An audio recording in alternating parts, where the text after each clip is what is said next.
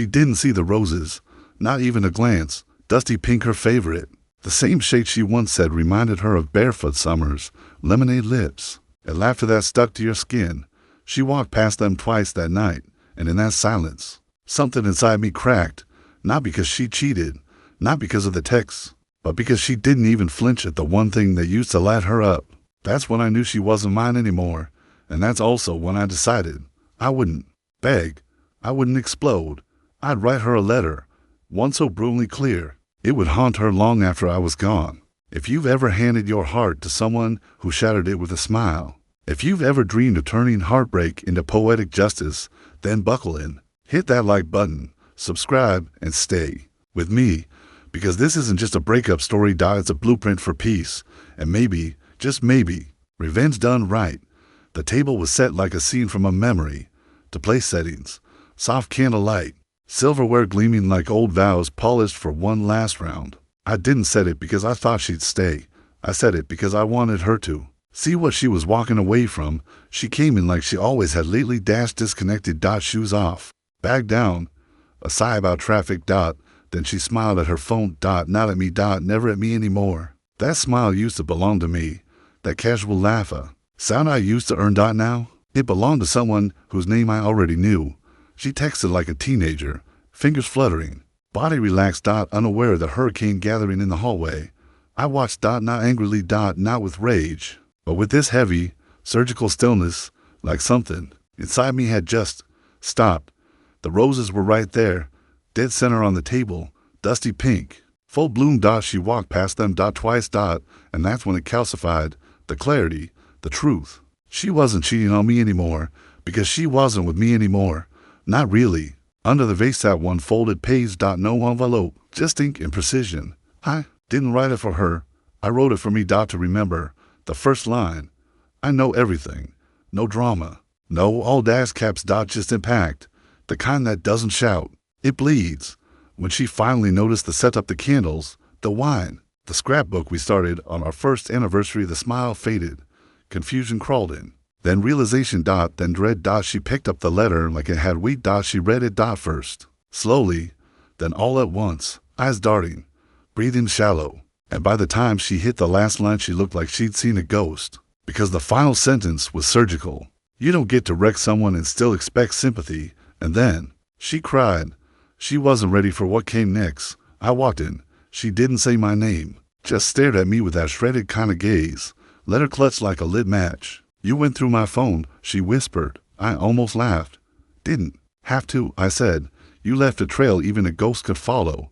She lifted her chin, shoulders squared, trying to find footing in a house that was already ash. That letter, I said, nodding at the page, wasn't for you. It was a reminder, for me, of how not to crawl back. She tried the classic pivot. He doesn't mean anything. Stop. I didn't shout. I just let the silence do the damage. Don't try to measure what you burned. The house is gone. Don't bring a ruler now. She glanced at the scrapbook, our story. Now it looked like a case file. I was just lonely. No, I said. You were done. Just too cowardly to admit it. I grabbed my keys. She reached. For me, reflex. Didn't touch me. You made your choice, I said. I just finally stopped pretending you didn't. I drove to the lake house, Uncle Theo's old place. Elise always said it smelled like wood smoke and secrets. That night it smelled like peace. I didn't unpack, just sat on the porch and listened to nothing until my phone buzzed. Subject, I messed up. No. Overcooked pasta is a mistake. Sustained infidelity is a strategy. I didn't reply, but I checked her socials. Anniversary post still up. 8 years, so many memories, forever to go. Posted the same morning I left. Then the lake house phone rang. Only one person besides me had that number. It wasn't my mother. It was Julian. Yes, that Julian, the ex who toasted our engagement with a slurred smile, not calling to brag. He started already bragging. She said she was leaving you, wanted to make it through one last anniversary, and then she gave me this number. Of course she did. She wasn't caught. She was interrupted. Now she wanted to spin it as some brave leap for love. I let her. That Friday night, she hosted wine night. Her girls, her defenders. I showed up. Briefly. Wearing the sweater she always mocked. Read. This with the people who think they know you. I left the letter.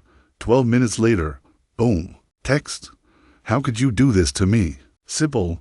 For once, she wasn't in control of the story. I sent the spa trip itinerary, our last anniversary gift to Julian. Room number included. Then I sent one final email.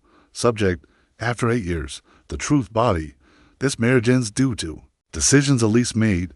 No blame, no cover, just truth. And then came the twist. Mara, a quiet designer Elise once worked with. She messaged me. She wasn't just with Julian. She was with me too. The betrayal wasn't a knife. It was a spike strip. She told me I was her way out until I found out about him. Then she laughed, called me gullible. I didn't cry, but something inside me shifted. Final. The next morning, I filed. No NDA. No sealed deal. Just one sentence on record. This marriage is dissolved due to deliberate betrayal, emotional deception, and sustained infidelity. When she tried to spin it in the group chat, it was mutual. He's not well, I replied once. Court doc number for the 71G to 0 to 5. Facts only. The chat went silent, then exploded. She left a voicemail. That night, I hope you're happy. You destroyed me. No, I didn't destroy her.